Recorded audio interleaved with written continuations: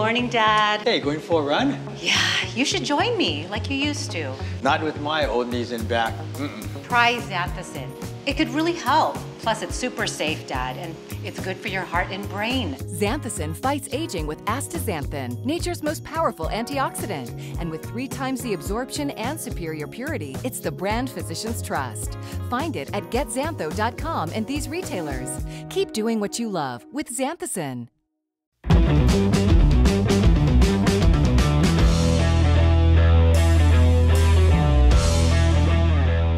All right, episode 46 on Hawaii football, now presented by Xanthicin. Jordan Helly, Hunter Hughes, back with you for another episode here on the ESPN Honolulu platform of networks. Big mahalo to Spectrum Mobile and Hawaii USA Federal Credit Union as well. This episode will feature an interview with our guy, John Veneri. We talked to him a little bit later here in the pod. Excited to get him on the new radio voice of the University of Hawaii football coverage right here on ESPN Honolulu. We record this at about 7:40 a.m. Wednesday time, set to release this on Thursday, July 14th. That'll be tomorrow. Again, episode 46 of Hawaii Football Now. Want to remind you about our good friends over at Hawaii USA Federal Credit Union. Hawaii's largest federal credit union is committed to serving individuals and businesses through its 14 branch locations statewide and convenient digital banking services. A leader in providing support for the islands, Hawaii USA is committed to strengthening Hawaii's financial wellness and sharing successes with members, local businesses, and the greater community. Originally opened in 1936 as a credit union for educators, Hawaii USA has inspired a culture of giving that is rooted in education and has since expanded to other areas of community need that impact financial health, including healthcare, housing, and hunger. To learn more, please visit HawaiiUSAFCU.com. All right, time for the opening drive. Want to welcome our guy, John Veneri, to the show again. Coming up in the second half, we'll play our interview with John. You know him as the longtime color guy for ESPN Honolulu coverage of Rainbow Warrior football. He's worked the sidelines prior to that. Longtime partner of Bobby Curran. Again, we wish Bobby all the best in his road to recovery. You see John, and he jokes about it, right? He's on TV all the time, hosts Living 808, wildly popular. Sam Choi's in the kitchen, also very, very successful. They're on season 7 already of that. He has done a number of television work, a number of radio work, calling games locally for decades now, dare I say. And of course, a highly successful slot back in his time with the University of Hawaii, that Holiday Bowl squad and the WAC championship team in the early 90s as well. So again, be sure to stay tuned coming up in the second half of episode 46. But as we get into the game time here, Hunter, the news kind of came across not too long after we recorded last week's episode, so we didn't get a chance to touch on it on episode 45, but we can dive into it in depth here in the first half. NASID, the new Aloha Stadium Entertainment District. We love acronyms in Hawaii government. It clears the major hurdle. Governor David Ige cleared the way Wednesday, a week ago, July 6th, for $400 million of state money to be applied toward a new stadium in Halava, an essential step for the repeatedly delayed, I guess you could say, project. This is a huge, huge deal as the money was appropriated by the state legislature. The governor had the opportunity to potentially veto it. It still had to get through his desk. He has since signed that bill, which includes the $400 million in funding, 350 of which come through the Department of Business, Economic Development, and Tourism. It is looking more and more like it'll be a 30,000 seat venue. We can get into some of those details here in just a second. But Hunter, your reaction to the news as this seems to now be finally moving forward with much more certainty than prior to last week. Yeah, the acronym is funny to me, Jordan. I mean, at first glance, as someone first brought it up to me, I thought they were talking about the stock market with the NASDAQ. And then when I kind of ran through it again, then I thought NASA. But it seems like a naval acronym or something, right? I mean, it's Pearl Harbor there. It kind of exactly, but it's not either of those. It's NASED, NASED, New Aloha Stadium Entertainment District. Did I get that right, Jordan? That's what it is? I believe so. Yep. Passed the spelling test. You know what? We'll get into a little bit more with John, in our interview as well. But I'm going to be honest, Jordan, it's a little mixed bag of emotions for me as a former player. We always dreamed of having our games on campus, trying to keep the party in Manoa as much as physically possible, both from a recruiting standpoint, from a student body perspective. A lot of the underclassmen on campus literally can't get over to Halava. They don't have transportation. And so the issue, even in some of our best years, even going back to 2019, when we shared the Mountain West Championship with Cole McDonald, Coach Rollo and the guys, they really put a great team together that year. We weren't even filling the stadium back then. And so getting a smaller venue, obviously we still need to work towards getting it Division I ready on campus with the Chain Complex. That's still the priority. But going back to this kind of model of sending the team back out to Halava, and I know that Aloha Stadium is a sacred venue, both here locally and nationally, but it's kind of a broken model, man. I don't know if it's necessarily going to work because it hasn't in the past. And those would say, oh, well, we need a good team. Well, we've had it. Oh, well, we need this for this or that. I just love the fact that we're on campus right now. And people kept telling us left and right that we couldn't find the money to build a significant structure on campus. And look at this. $400 million is apparently being signed away to the new Aloha Stadium just because, Governor Ige decided he wanted to do it. I don't know, man. I don't really know what to think of it. Yeah, I'm kind of with you. It's interesting, right? David Lassner, the quote that I saw via KHON, he put out that, quote, our excitement is to get a great new stadium built and to have a new business deal that really works well for UH athletics. Football is the program that generates most of the revenue that supports all of the other sports. And with that money in hand, we can start to make a very specific plan to develop a great new stadium and give the Rainbow Warriors a great place to play. And so that, I think, gives the indication that the university very much intends to go play at whatever the new stadium looks like in Halava. Mm-hmm. It has a bigger potential, I guess you could say, right? Because if you're looking at 30,000 seats in Halava, how big you could get on campus, I don't know. Probably take more money because of the necessity of reconfiguring lower campus. Whereas, in Halava, they're basically just going to knock down Aloha Stadium, and then you got a kind of a blank slate on that parcel. But I'm with you. Having gone to the games last year at Ching, and I didn't know, right? I wasn't sure. At least I guess that's a better way of putting it. I wasn't sure what the game day experience was going to be like, and I was there when it was empty. And nobody was allowed in. And then I was there at the end of the season as well, where they, basically allowed, a couple thousand or whatever it was with no alcohol besides bottle or nothing besides bottled water, basically. Mm-hmm. And there was something there, and the on-campus experience, getting the student section filled. And I get it wasn't a huge student section, but man, it was bumping. Yeah. And, I think having our locker room right there too. The locker room right there, running out right from the corner of the end zone by the stand sheriff, controlling the game day atmosphere was huge, right? The playlist, the music, all of it, that was not something that they experienced at Aloha Stadium. And I would hope that they are able to at least negotiate some of that, where they are given much more autonomy for game day operations as opposed to the old setup at the old Aloha Stadium. Yeah. But yeah, to me, the ideal scenario after experiencing it last year, without considering costs and everything like that, because I know that's obviously a huge factor, but building out something on campus to me was the ideal. Like after experiencing all of that, and so my hope is, and I don't know what it'll look like once they're done with Ching in terms of, hey, Aloha Stadium is built or the new one is built. But to me, they should still play some games there.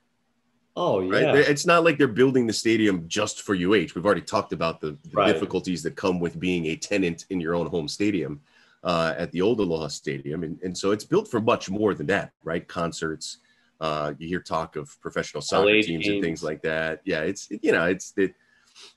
there are other things going, but I hope that the future involves, hey, if there's a Pac-12 team coming down, yeah, maybe okay, a Power 5 team coming down, yeah, maybe those games are at Aloha Stadium. Maybe the nationally televised games are at Aloha Stadium, but there should probably be 1 to 2 to 3 of your home games. Maybe 3 is a little too much because that's basically a half of your home schedule. But 1 to 2 games a year where you're playing Duquesne or Western Kentucky or some of these other teams, just using this year's schedule as an example. Or a conference game. Could be a conference game, right? Say it's somebody that doesn't draw quite as well. Maybe it's New Mexico or somebody that comes in, right? That maybe isn't going to bring quite the buzz that Fresno or San Diego State or even a San Jose State now, UNLV. Play to Ching. Have a couple of games. Throw some bones to the students. And hopefully continue years down the road to cultivate enough support from the student body that they'll jump on a charter bus to drive out to Halava the other 4 or 5 home games during the year. But I don't think they should abandon Ching altogether once this new facility gets built, because I do think there is room for games to be on campus, because it's different. It's different on campus. And I encourage people to go out this season, and hopefully all the home games are sold out. It's only 9,000 seats because it was a different atmosphere. And I think you can speak to that better, Hunter, because you've experienced playing at games at Aloha Stadium. And then last year when you were able to go down on the sideline at Ching, like it's a different vibe. Oh, totally. And this might be a bit steep, Jordan, but it almost feels like this move from legislature that they aren't paying attention to what is going on with our team, with the Brotherhood, with the success of what went down at the spring game, how successful that was. It was kind of outside of the season, one of the first times that we've really gotten to open up with bringing people onto campus, game day-like environment.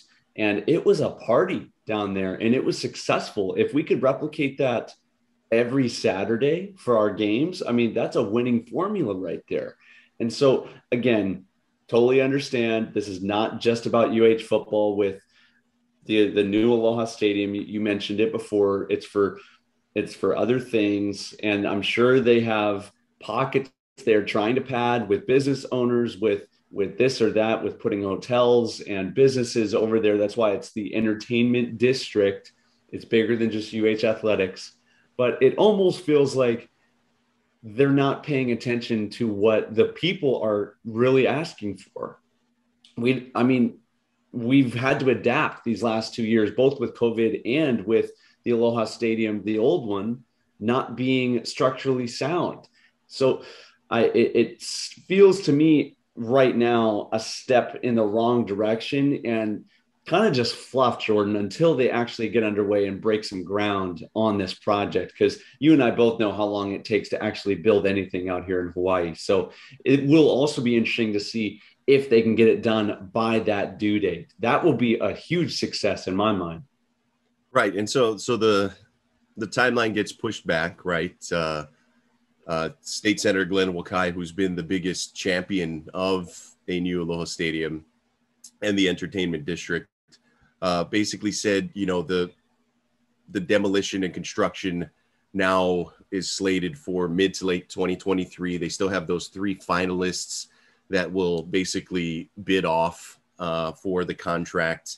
They still have to get the environmental impact statement completed and turned in. That has to happen before they can go out for the RFP, the request for proposals from those 3 finalists in this project.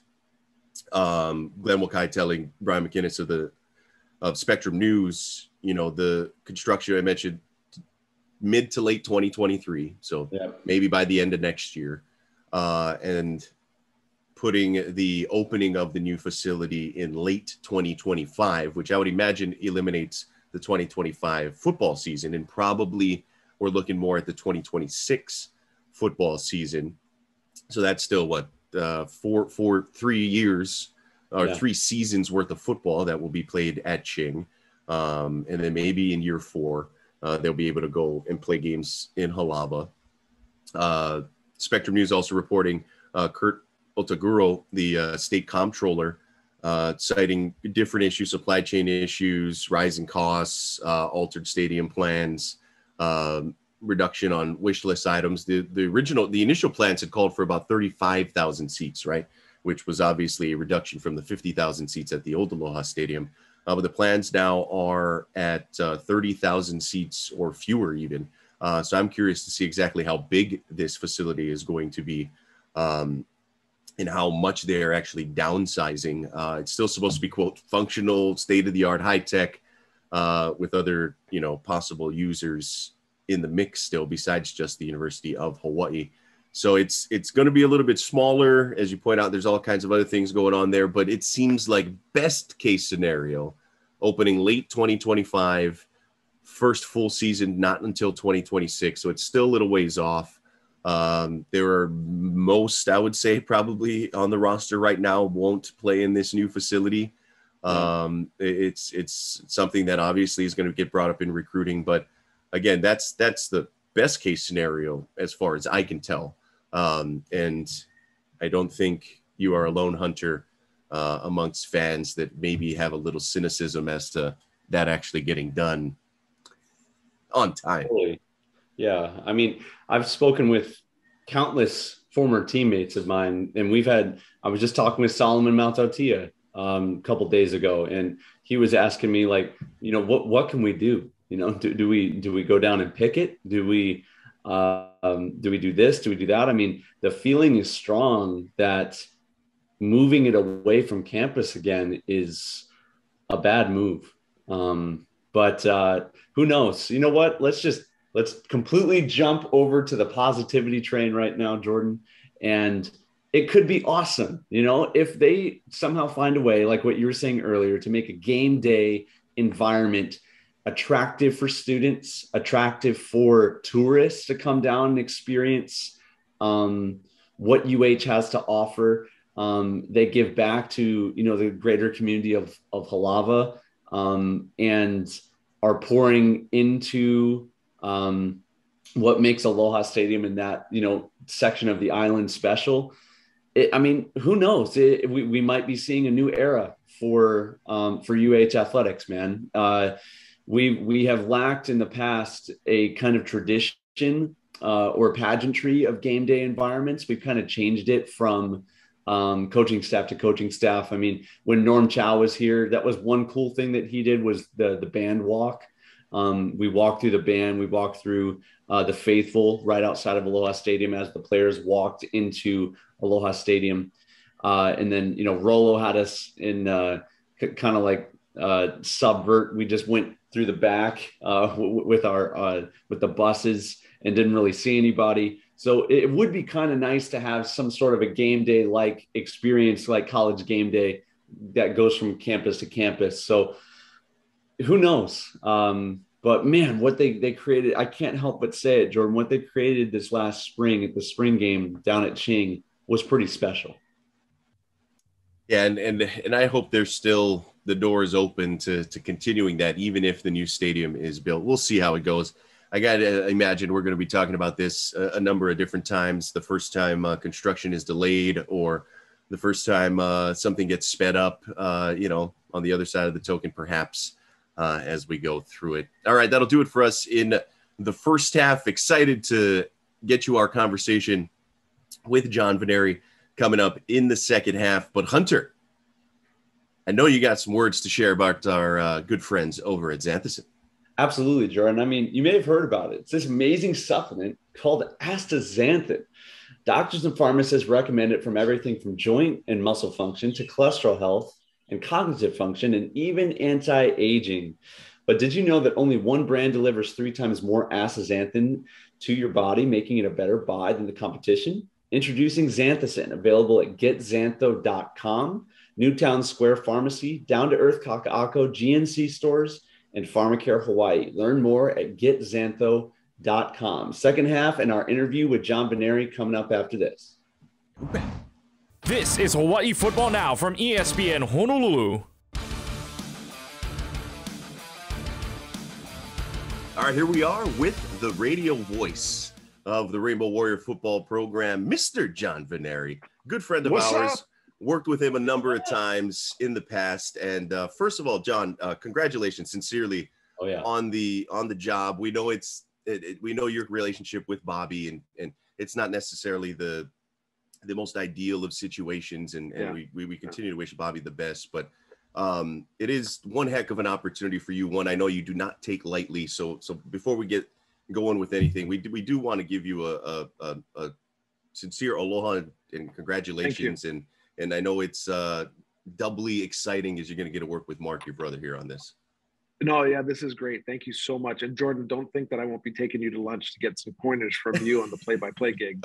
I'm hitting up everybody, Kanoa, Felipe. I've spoken to Bobby.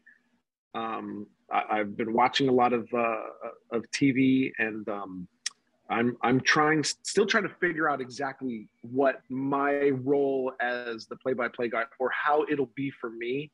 But man, 40 plus days until kickoff. But thank you guys. I appreciate it. I really do.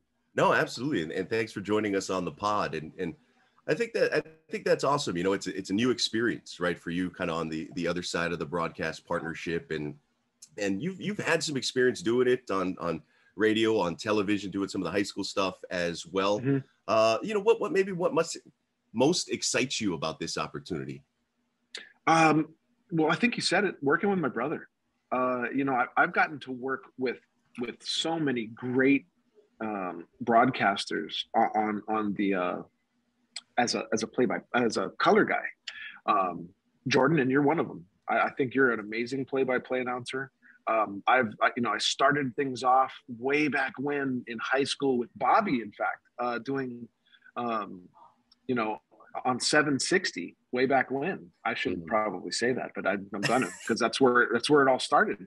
Starcom Sports Radio, way back when, doing high school ball when I first came out of college, working with Bobby. And so getting my start there doing that, working with Larry Beal, doing some really great high school games with the mainland teams coming down. I did that on TV. And so being able to work with you, Jordan, Felipe, Bobby, listening to guys like Jim and Kanoa, I worked with Alema Harrington doing games in arena football. I'm hoping to be able to gather all of that and put it into something that's, I hope, special for whoever's listening. My goal is I have a couple of goals. I've said this in a previous interview. I have a couple of goals. I want to bring people back to radio. I want to be able to deliver a radio broadcast that folks can visualize what's going on in the game. Whether you're in your car and you're yelling because I just called the touchdown or a great catch. I want people to be able to see it in their mind and hear the excitement, because really I'm excited to do games. I've been doing them 26 years. I'm super excited to be able to cheer for my football team, the only team that I really cheer for, and do it on the broadcast end of it. Sometimes that has come out in some of my emotions on the field. I've been reprimanded so many times in the press box to not cheer for Hawaii. I can't even begin to tell you how many times Derek, Uchi's looked over at me. It's like, so it's great, but it's like, look, I'm here. I'm a UH fan. I get to do games. I feel so blessed to be able to do a football game, whether it's color, sidelines for the number of years that I did it, and now to be able to do something with my brother, who I consider to be a really good broadcaster, a guy who pays attention to detail and has done such a great job on the high school level and with us on the sideline. He's done a good job with us on the sideline, but he is such a good play-by-play announcer for high school that, in all honesty, he could have very easily been in this position. But I'm glad that he's not, but I'm glad that he's with me. And so that it'll make it great. I think so. I think it's going to be so much fun. Man, John, you're getting me stoked just for the season, as if the hype isn't already high enough for UH and football at this point in the year. But kind of wanted to get to this because it's just so poetic. I mean, the biggest marketing thing that UH has kind of created this year is this Brotherhood campaign, is this whole We're in this together. It's special to be a part of this family of Rainbow Warrior football. And now with you guys taking the helm as a family kind of broadcast, as brothers, it's kind of unique, man. I mean, do you guys ever joke about that? I mean, you guys are literally fulfilling the brotherhood up in the bullpen up top. Yeah, I think that it'll probably hit us more once we're actually starting a broadcast. We have worked together with Mark doing play-by-play, and I did color for a couple of high school games on ESPN, and so we have worked together. The role's a little bit reversed now, but it's really great to his professionalism is awesome. I'm going to really fall back on him. And really rely on him to pick the broadcasts up, especially during the lulls, because they're, as much as we're going to cheer for this football team, there are going to be those lulls. There are going to be the struggles. And so I'm really excited to be able to do this with them. And it's so marketable. And yes, we have taken it to the next level with the whole Braddah Broadcasters. But I mean, why not, right? I mean, it just fits. It's awesome. It's a great thing, and it's the first time in major college football that two brothers are going to be doing broadcasts. And so there have been other family members, fathers and sons and whatnot, and other brothers that have done shows. But this will be the first major football broadcast for college football where two brothers are actually calling the game. I think it's awesome. I think it's cool. It's going to be awesome. Your experience as a player in that program is going to shine through, I think. And kind of just, my 2 cents, I think your experience in all of those seats, as you pointed out, on working the sideline, working color, working play-by-play, Mark as well, doing basically all of those in the past, that's only going to make you guys better. Like that, from my experience. Thank you. I think that's huge. Knowing the other guy and sort of what his role is and having done that, I think is going to be massive. And I think it's going to make it so much more smooth for you guys as you kind of slide right into these two roles. And I'm looking forward to it. That's for sure. Yeah, it's going to be fun. We're marketing this thing at ESPN Honolulu. We're not taking a backseat to any of this stuff over here either. And so tell me about a fun little project. I just learned about this not too long ago, but you guys have Pauhana with the Veneri Brothers. I believe it's set to be released on Thursday. Same day that this episode is set to be released, I think 3 p.m. on Thursday, the 14th. And even if this is post that when you listen to us here on this podcast, you can find it on demand on the same venues you can find our show. So tell us about it. What is this? What is this Pauhana with the Veneri Brothers? I like the sound. Well, I'm hoping that people aren't yet sick of me. I'm on TV 6 days a week, so I'm kind of sick of myself sometimes. It's an opportunity to kind of get to know Mark a little bit, even though I kind of take the reins a little bit on this, because I do stuff like this on a daily basis with Living 808 in my day job.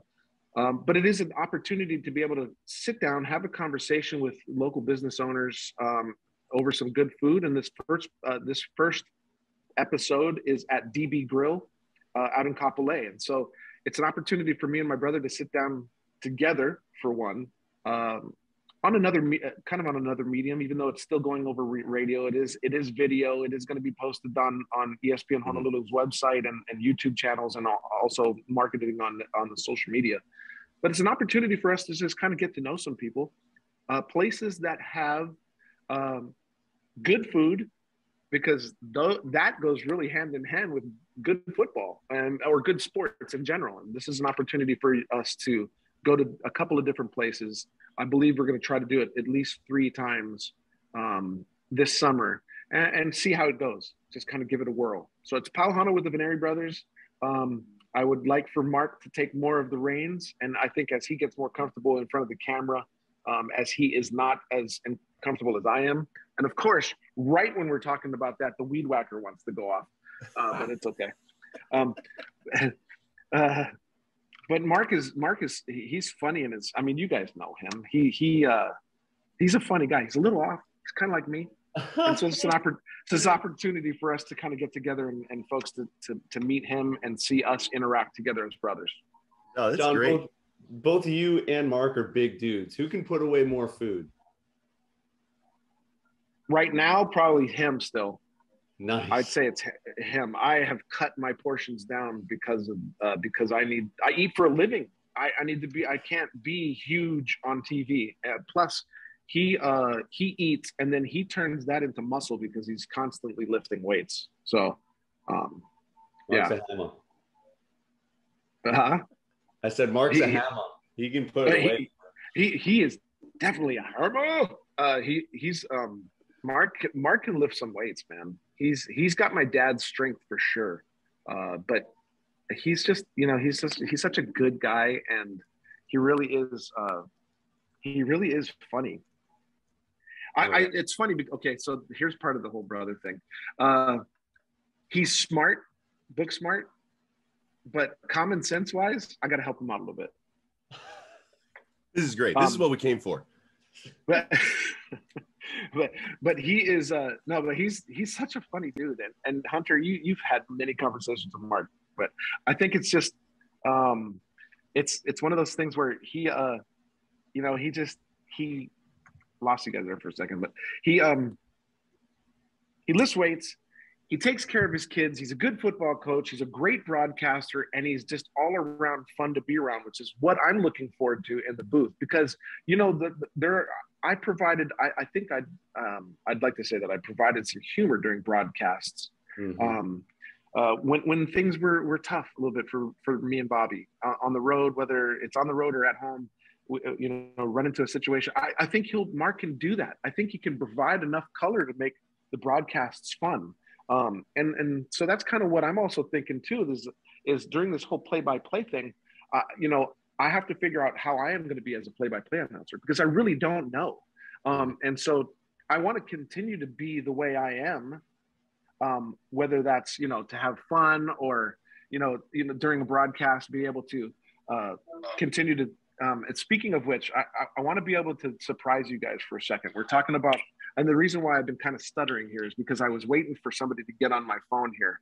And so we've been talking about the Braddah Broadcast. Right now on your podcast, I want to bring in my brother. Yes. Look who it is. Okay, so we have. Did you know about this, Mark? Mark only found out about it when he woke up. Let me move this out of his way. Yes. Okay, so he's not shaven. He's got no shirt on. I love it. This is my brother, Mark, and Hunter. From Mark and I, we would like to invite you to be part of the broadcast as our sideline reporter. Oh man, thank you so much, sir. Guys. Man, I hope that's a yes. Take that. Thank you. Yes, absolutely. He's got to think about it, John. So he's joining our brotherhood, brother. Yeah. You heard it here first, guys. You heard it here first. You guys letting a Holly boy like me into the brotherhood, man. I appreciate that sincerely. Welcome. That's awesome. Okay, I'm gonna let Mark him even get woke off up special for this, man. He did. He's not even awake. Look at him. He's like halfway in bed. I know. I hope you have pants on, dude. We're talking about you. On that note, Hunter's the sideline guy, Mark. Awesome. Okay, this is great. I'm hanging up. I'm going back to my interview. See you, Mark. Love you, bro. Love you, Marco. There we go. There we go. That was the surprise. I've been stuttering this whole time because I'm trying to FaceTime, and it's connected to my iPad, connected to my phone, connected to my Beats. But man, Hunter, I hope you're on board. We want you to be a part of it. I'm 100% on board, man. Thank you so much. That makes me so happy. We'll talk about what you need to do and how much you'll get paid later. Hey, it's in the family, Hunter. Right, it's in the family now. First, it is. There you go. That's right awesome, here, people. in exclusive for you guys. Hunter Hughes is now joining the Brotherhood broadcasts for University of Hawaii football. He'll be a sideline reporter. Yeah, that's big. That's big. Congrats to Hunter. John always has a surprise up his sleeve. As long as I've worked with him, there's always a little something to keep you on your toes. This is awesome. Man. Yeah, and this was actually appropriate, except for my brother being half naked on your podcast. Close enough. Close enough. Right on. I'm super looking forward to it. This is there have been other people that have called us and said, "Hey, can we be a part of this?" And You know, there are a lot of people. It makes me feel really good that, and Hunter was one of them. He said, "Hey, I want, you know, how do I get involved? How do I want to be, you know, how can I be a part of this?" And as a former player and a person who's already a part of the Brotherhood, it makes it the most sense that we have a former football player and a guy who's already working for the station and a guy who's very knowledgeable. Jordan, I know you're busy on the weekends. Anyway, anytime you want to come stop by and join us in the booth, you come down. But Hunter, I'm super happy that you'll be roaming the sidelines. We'll be expecting your knowledge of the game on the sideline to really add to the broadcast already. And we need somebody who's going to be a little more professional than the two of us in the booth. Man, well, I just appreciate it so much, John. I've got so much to learn from you guys, just in the business, and anything that, you know, I can do to kind of add to that product that you were speaking of, you know, adding a little bit of humor, just a top quality experience for people and draw them back to radio here locally would be an amazing opportunity. So thank you, John. I appreciate it. That's great. I'm really happy about that. You know, and to go back to the broadcasts, we are all very excited. I think there's a lot of people that the buzz that's been created, and I'm hoping to live up to the hype. But I've said this previously in a number of different conversations and interviews, that one thing I do know about our broadcast, for myself at least, I've always tried to do this as a sportscaster, as a TV host, and as a color guy on the many high school broadcasts that I've enjoyed. I've always tried to keep it simple. I've tried to keep it to the point where, and I've said this, where my 95-year-old grandmother can understand the game. And I'm speaking to people like that because those are the people that really need to see it and understand it and hear it. But it's also an opportunity to bring some, you know, folks back to radio that have gone to television, and nothing against television. The broadcasters there are phenomenal. They're my very good friends. But we're talking about radio. We're talking about folks seeing what's going on in the field in their mind. And I want it to be understandable. You can talk about button hooks, but what is a button hook exactly? You know, what is a dig route? You know, for us, we know it. We know what it is as football fans, as broadcasters, we know it. But the person that's tuning in that wants to hear the broadcast, they don't know what a dig route is. They don't know that it's 10 yards up the field. You cut it at an angle at 5 yards and then come straight across the field at a 90-degree angle. Those are the kinds of things that I want them to understand. And I'm hoping that we have enough time during a broadcast to be able to explain some of those things and make just the average listener learn football through us. And that's what I want. I want the broadcasts to be understandable. There is a lot of football jargon. There's a lot of broadcast jargon that gets thrown out there. And for the average, you know, I take it simple. I take a great pride in having everything that I do very conversational. And I'm hoping that's the way the broadcast is. I believe that we can accomplish that and still deliver a good football broadcast for both the new fans and the football diehards, you know? I think it's a great approach. You know, we all got our start in radio, and there's something magical about that medium, I think, and there still is. And there's still a lot of people who really relish the opportunity to kind of consume the game that way. And I think it's going to be fun. And you mentioned some of the excitement, and we got our new broadcast team now. We got Veneri and Hughes as part of our ESPN Honolulu team, bringing you Rainbow Warrior football. And the other aspect of it, we got a new sort of radio crew coming in with a new regime, right? I mean, everything is sort of new with Timmy Chang taking over and brand new coaching staff. And we're not exactly sure what it's going to look like, right, in terms of the offense, maybe a little bit more of the defense with Coach Oro taking over. But what's sort of been your impression so far of this offseason since Timmy's taken over? I mean, it was tumultuous. There's no other way to put it, you know, at the end of the Graham era for whatever reason. But now that the page has been turned, you know, what's sort of been your assessment here so far in the opportunities that Timmy has had to kind of build his own program?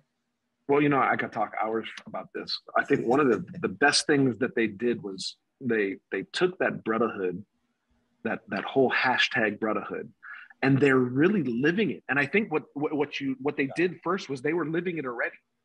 And then they came up with the whole thing. And because I've sat a number of times in the conference rooms with these guys, and I got one coach bringing me a water bottle. I got another coach sitting down. Hey, do you want to see film? I got Timmy sitting there trying to explain to me about some of the players that you've talked about on your podcasts, about some of the new recruits. It really does feel like a family. And I think Timmy knows that the hardest thing that he's gonna come up against is keeping some of those great coaches in a program that, quite frankly, is not where it needs to be in a Division I sense. From facilities to the amount that the coaches get paid, these guys, while they want to be here, let's face it, they've got mouths to feed. They've got families. They've got careers that they'd like to boost up. You would hate to think that the University of Hawaii is a jumping off part. You would hope that it's more of a destination for these great coaches. It's not reality. It's just not reality. So he has put a number of great guys around him. And it's been fun to watch how much these guys are kind of the brotherhood. It starts with the guys around you. And so Timmy has put, I think, some really good key coaches around him to help him, guys that he trusts. Anytime you become a general, you want good, you become the president, you want good generals. You want guys that are underneath you, and a good general or a good leader can delegate. And he's done a good job delegating. He's allowed Shoemaker to really take over the offense. It's his offense. I straight out said, who's running the offense? How much input do you have? And it's Shoemaker's offense.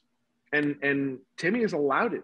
He's going to be the head coach. He, however, is very much a part of what the receivers are doing, because the intricacies of the run and shoot are being implemented at the wide receiver position. And Timmy knows that way too well. And so while he's allowing Shoemaker to run his offense, he is implementing the run and shoot part of it through the receivers, how they read offenses, how they come off the ball, what their routes will be. And so he's very much involved in that.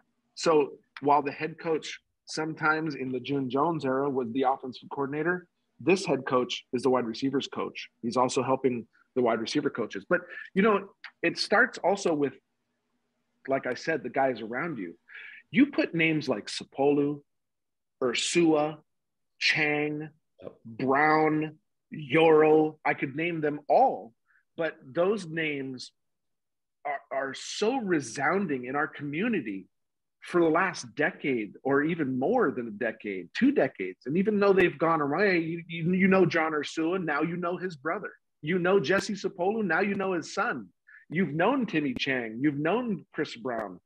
He put the right guys in these positions. And you're pulling guys. You're pulling Nady Lawa. You're pulling now from Bishop Gorman. When did you ever get recruits from Bishop Gorman? Commitments from them? I mean, yes, the pipeline is open. And yes, how many years will you have that pipeline open? Chris Brown was very influential at that school. He was very much well respected. I mean, look at him. I mean, you got a coach that could still put on the pads and play. If he's telling you to do something, it's not just telling you to do it. It's because he's already done it. He knows that it works. Those are the kind of guys you want around you. Blaine Geisen was my head coach in high school. You can't tell me that guy can't run the same things that he's telling you to run. When he tells you to run a hill up at Kamehameha, it's because he's already done it in the morning at 3 a.m. that morning that he told you to run it. And so I hope that you can feel my excitement. I'm pumped up. I'm super excited about this coaching staff. Will they win every game? No. The reality of it isn't. It's just, they're not going to win every game. They're not going to go, maybe not this year, but they will surprise a few people, I think, with some of the guys that they're bringing in and the way they're going to coach these kids. It's out of love, for one. And it's coming from a place of knowledge. They know how to get it done here in this state, and a lot of them have played here and are from here, and they know how to talk to these kids. They know how to talk to the mainland kids. They know how to talk to the local kids, and it's showing in the recruiting. And I'm excited about it because this is my school and this is my team. Exactly right, John. I mean, I know the job for them is to win football games, but, you know, from what we're experiencing here in the community and this kind of returning to what we know, you know, a returning to Ohana, this brotherhood mentality, this we're all in this together, both as a program and the greater community as a whole as well. It almost feels like it doesn't matter if we win or not, as long as we're like in this together, like we're going to be okay. You know what I mean? That might be a stretch, but it almost feels like it's bigger than just purely winning football games, like perhaps previous coaching staffs really emphasized. Well, I think, you know, you're right about a couple of things there, and I'll just expand on it a little bit. First and foremost, the coaches are graded on how much they win. It's unfortunate, but ultimately it comes down to the wins and losses. But going even deeper into that, they're trying to create healthy human beings that can contribute to the community. Yeah. Am I still playing football? No. Will most of those guys continue to play football? No, not after college. They're trying to create college graduates with the knowledge they need to be able to expand in whatever community they go back to, or whatever community that are in, and to be a positive force in that community. And to do that, they know, one, you need a college education. Not all those guys are going to be able to make millions of dollars in the NFL, but they will be able to make friendships and make good relationships in their community. And while that a lot of times is overlooked because of the wins and loss columns, that's also got to be top of mind. You're creating you're helping develop a human being through football and education, and hope that one day they're going to be a good person, and somehow they'll give back either to their children or the community. Perfectly said. Perfectly said. We just got one more for you, John, here before we get you out of here. The big news of the week, I guess within the last week or so, the funding going through for the new Aloha Stadium Entertainment District. It looks like it's happening. Still a little ways down the road. What'd you make of that news and sort of the future of this program in terms of where they're going to call home in the immediate and in the long term? Well, let me say this, that I think TC Ching is a beautiful field. It's just, it's so gorgeous. It looks great on television. It makes for great pictures with the Stan Sheriff Center and the sun setting behind it. Makes for a hot podcast booth. So Hunter, you'll be on the sideline catching the breeze.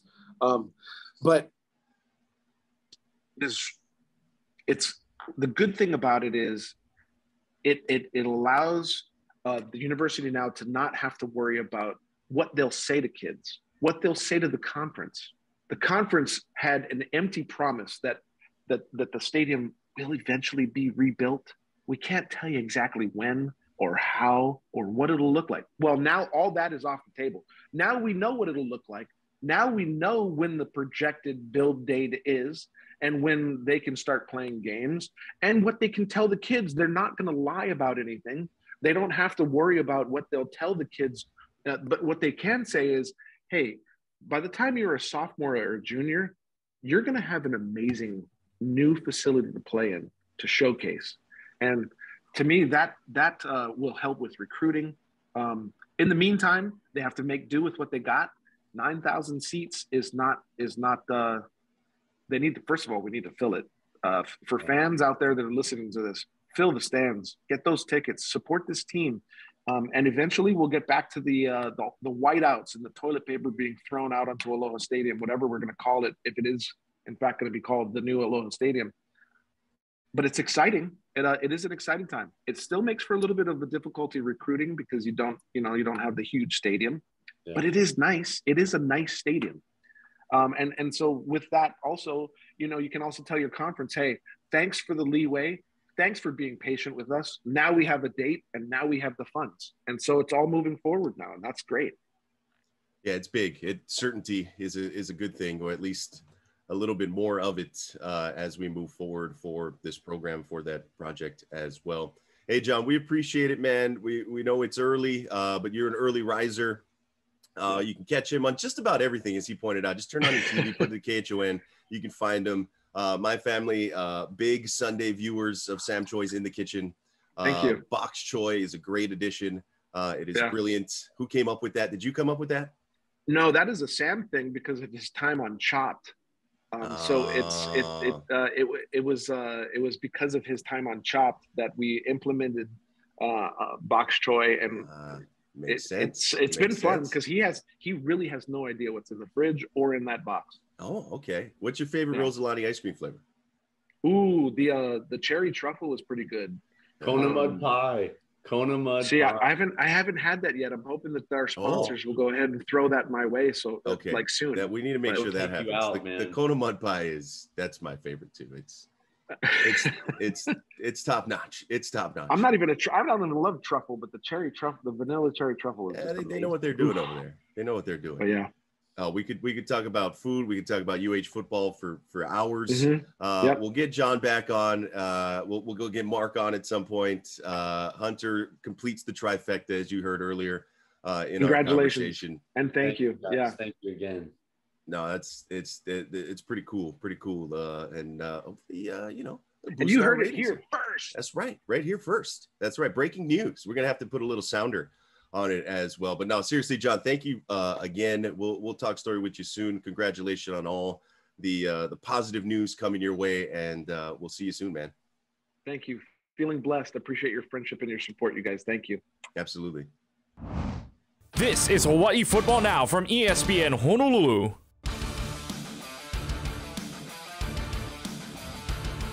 All right, big mahalos to John. Big mahalo to Mark for jumping on with us. Yeah. And big congratulations to my guy, Hunter Hughes, the new sideline voice for our coverage on ESPN Honolulu. I know you are stoked. I know you're going to do a great job, my man. And congratulations again. That was a fun little surprise that John had in store for us. Yeah, man, that was so special. And I really appreciate those guys, and being able to do it here on the podcast, man, with you was even cooler.